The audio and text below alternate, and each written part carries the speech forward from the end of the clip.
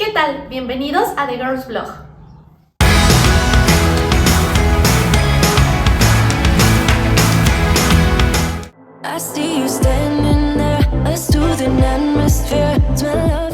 ¿Cuáles son los principales productores mundiales de metales preciosos? Bueno, de oro son Sudáfrica, Estados Unidos y Australia. De plata es México, Perú, Estados Unidos, Australia y Chile. Ya les había comentado en Historia de México que pues ahora sí que México es el principal productor de plata. El platino es la Comunidad de Estados Independientes, Canadá y Colombia. Y por último el diamante es Australia, Congo, Rusia, la República Sudafricana y Botswana.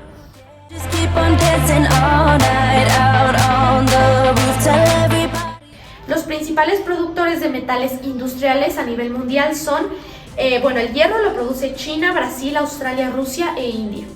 El plomo es China, Australia, Estados Unidos, Perú y Canadá. El cobre, Chile, Estados Unidos, Indonesia, Australia y Canadá.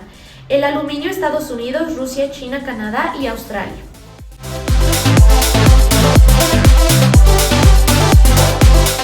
Arabia Saudita es el primer productor mundial de petróleo. Por último tenemos un dato mundial, que es que en 1960 se estableció oficialmente la Organización de Países Exportadores de Petróleo llamada OPEP. ¿Qué son los recursos edáficos? Son las características como son composición, textura y naturaleza del suelo. Son todo lo que proviene del suelo. Los recursos se clasifican por el uso que se le da de acuerdo a sus características. Agrícola en México, por ejemplo, los granos que son más cultivados, como el maíz. El ganadero, que es el ganado, que son los animales. Y el forestal, que pues tiene que ver con las materias duras de los bosques. ¿Qué es el desarrollo sustentable? Ya lo veíamos en biología, pero únicamente damos una rápida definición. Es la explotación de los recursos naturales de forma racional que permite su preservación y conservación. Esto posibilita su renovación y garantiza el bienestar de los ecosistemas. Además de esto, pues también garantiza que las generaciones futuras puedan tener una mejor calidad de vida utilizando responsablemente los recursos naturales. Nuestro bloque 3 es dinámica de la población y riesgos. ¿Qué es la demografía? Es la ciencia que estudia la población. Los datos demográficos se obtienen por medio del registro civil y de la aplicación de censos de población. ¿Qué son los censos? Son registros oficiales de conteo que aplica el gobierno cada cierto periodo. En México es cada 10 años para conocer la cantidad de habitantes y sus características. Y vamos a ver ahora algunos indicadores demográficos. Les dejo aquí la tablita. La tasa de natalidad es la cantidad de nacimientos anuales por cada 1000 habitantes. La tasa de mortalidad es la cantidad de defunciones anuales por cada 1000 habitantes. Tasa de crecimiento es el aumento anual de la población. Esperanza de vida es el promedio de años que vive una persona. La tasa de mortalidad infantil consiste en el número de niños menores de 12 meses que mueren por cada 1000 niños que nacen. El alfabetismo es el porcentaje de la población mayor de 15 años que sabe leer y escribir. Población absoluta o población total es el número de habitantes de un país o de una región. Y la población relativa o densidad de población es el número de habitantes por kilómetro cuadrado.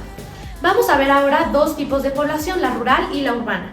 Esto seguramente nos lo han enseñado desde primaria, pero pues lo volvemos a repasar aquí porque es importante para el examen.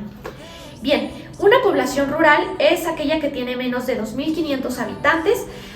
Su ocupación principal es cultivar la tierra y se concentra en los estados de Oaxaca, Chiapas, Hidalgo, Zacatecas, Tabasco y Guerrero. Y también está la población urbana, que es aquella donde viven más de 2.500 personas y se dedica al comercio y a la industria. Se concentra en Estado de México, Puebla y Toluca. También se localizan en Ciudad de México, Baja California, Durango, Tamaulipas, Nuevo León, Jalisco y Veracruz. La población crece debido a dos factores principales, la natalidad y la migración. Ahora vamos a ver los tipos de espacios demográficos que existen. El primero es el vacío demográfico, que son regiones con solo uno o ningún habitante por kilómetro cuadrado. Y la población intermedia, en donde habitan de 1 a 50 habitantes por kilómetro cuadrado. ¿Cómo se dividen los países expulsores? Bueno, tenemos que se dividen en proveedores de una mano de obra, migración de capacidades y migraciones políticas. En la migración de capacidades es donde el personal de alto nivel circula en zonas desarrolladas del mundo y generalmente es temporal. Los países de tránsito son naciones de paso obligado entre el punto de origen y de llegada temporal. Los países receptores se convierten en polos de atracción para los pobladores del mundo, como son Estados Unidos, India, Pakistán, Alemania, Canadá, Australia y Arabia Saudita. Las consecuencias de llegar a un lugar de destino es el hacinamiento e incremento de los cinturones de miseria, los conflictos étnicos y la discriminación, y uno de los más importantes es el desempleo y la riqueza cultural producida por la combinación de costumbres. Es como el único factor bueno. Las consecuencias que sufre el lugar de origen son las siguientes: carencia de mano de obra, fuga de capital, abandono del campo y pérdida de producción agrícola, desintegración familiar, modificación de la estructura de la población, modificación en las costumbres y valores de la población y mayores ingresos para las familias de los migrantes. Ahora, vamos a ver tres conceptos parecidos pero no iguales. Es riesgo, peligro y vulnerabilidad. El riesgo es la posibilidad de pérdida de vidas humanas, de propiedades o de la capacidad productiva. El peligro es la posibilidad de que un área se vea afectada o destruida por factores naturales o antrópicos. Y la vulnerabilidad indica el riesgo que tiene una persona o grupo de personas de ser herido o perder la vida. Depende de la capacidad de la población para prevenir y mitigar los efectos de un fenómeno, este último concepto de vulnerabilidad, ya que, por ejemplo, el peligro pues no depende del ser humano, porque ya tiene que ver con fenómenos naturales. Bien, vamos a ver los riesgos naturales. Están los riesgos geológicos, como el vulcanismo y la sismicidad. Los riesgos geomorfológicos, que son deslizamientos de tierra y roca. Los riesgos hidrometeorológicos, como pues son los huracanes o ciclones tropicales relacionados con el clima. Y los riesgos antrópicos, que son los que se generan por descuido del ser humano, como los accidentes en las fábricas o plantas de gas, además del derrame de petróleo, por ejemplo, en los océanos. Nuestro cuarto bloque son los espacios económicos y desigualdad social. Bueno, las actividades económicas son aquellas que permiten la generación de la riqueza mediante la extracción, transformación y distribución de los recursos naturales. Vamos a ver las actividades primarias, que son aquellas destinadas a obtener alimentos y materias primas del medio natural. Son consideradas, por ejemplo, la agricultura, la ganadería, la producción de madera y pesca comercial o la minería. En México, por ejemplo, existen diferentes regiones agrícolas según el producto que se cultiva. En este caso, el producto ahora sí que más importante es el maíz, que lo producen Jalisco, Zacatecas, Nayarit, Durango, Sinaloa, Guanajuato y Chiapas. Ahora están las actividades secundarias, que son aquellas que abarcan las industriales, trabajan sobre lo obtenido en la primera actividad. Y ya por último, las actividades terciarias, que su trabajo es la prestación de algún servicio, la comunicación o el turismo.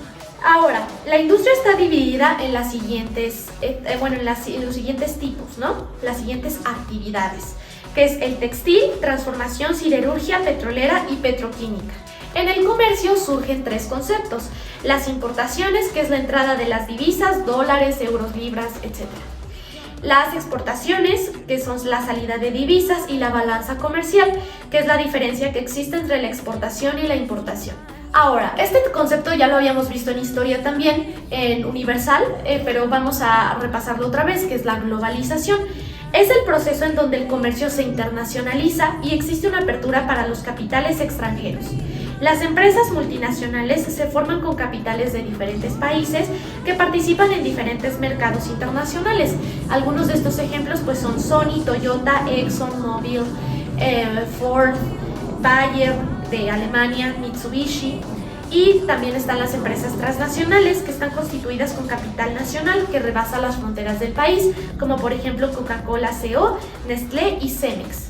Ahora veamos algunas organizaciones de fuerte impacto en el rubro económico. Está la Organización para la Cooperación y el Desarrollo Económico, OCDE, que su función es maximizar el crecimiento económico, así como coadyuvar al desarrollo de las naciones.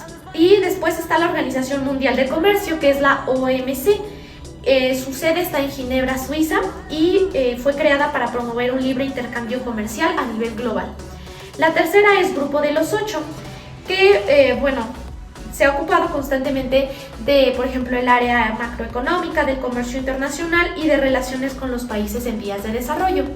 Y por último está la Organización de Países Exportadores de Petróleo, OPEP, que desde 1980, que es su año de existencia, la OPEP establece cuotas de producción para cada país miembro, lo que permite regular la oferta y mantener el precio del producto o de un determinado producto.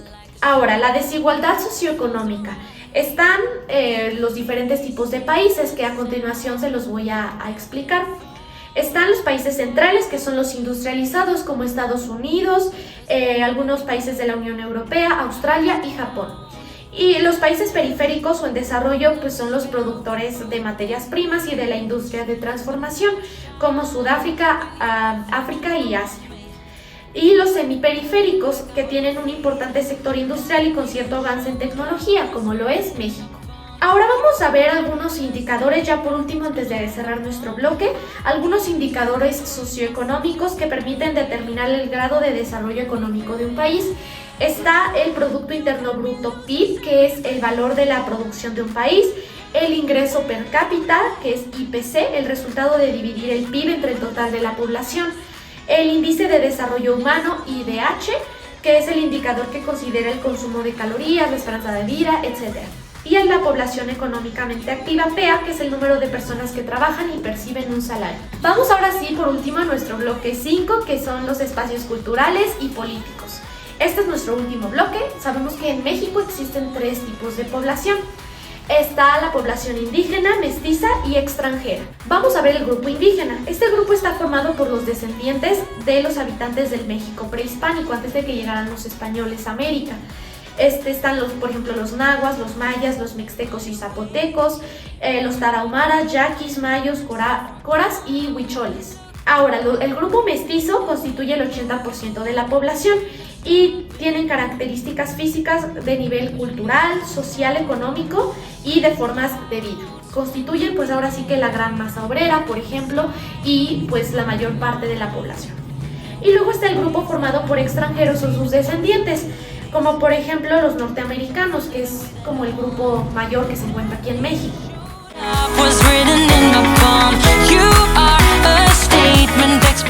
¿Qué es cultura? Es todo lo relacionado con la difusión y consumo de productos culturales como cine, televisión, literatura y música. ¿Qué es la multiculturalidad? Es un fenómeno en donde existen y conviven varios grupos culturales en un territorio, en una sociedad, en una situación o en un mismo país. A esta multiculturalidad se centra en la coexistencia de culturas. Por otro lado, la interculturalidad es la interacción o el encuentro específico entre 2 o más grupos culturales.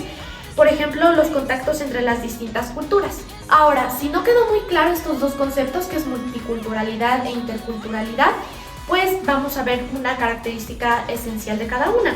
La multiculturalidad apunta hacia las diferencias culturales únicamente y la interculturalidad defiende la diversidad cultural.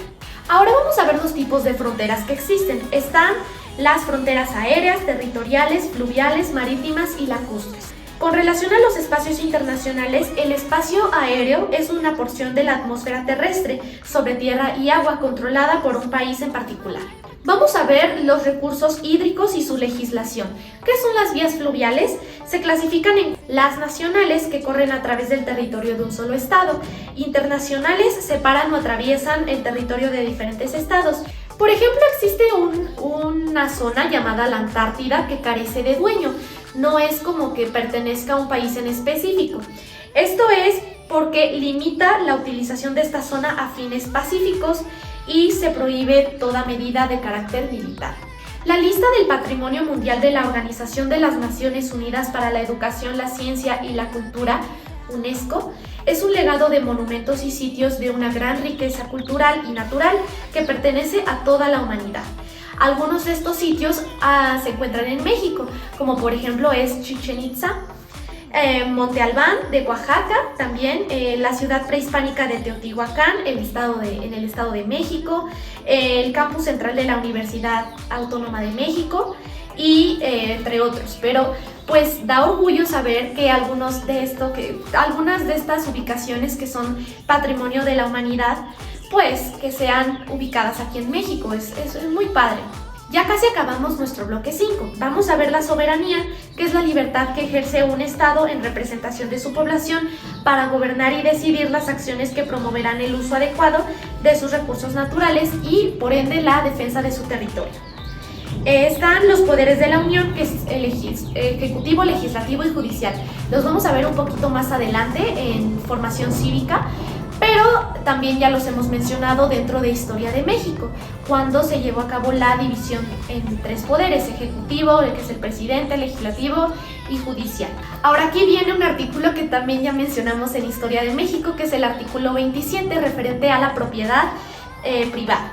Ahora, vamos a ver los últimos 3 conceptos de esta materia. Está el espacio aéreo, que es una ampliación de la soberanía del Estado al ser una extensión vertical de su territorio hacia las capas altas de la atmósfera.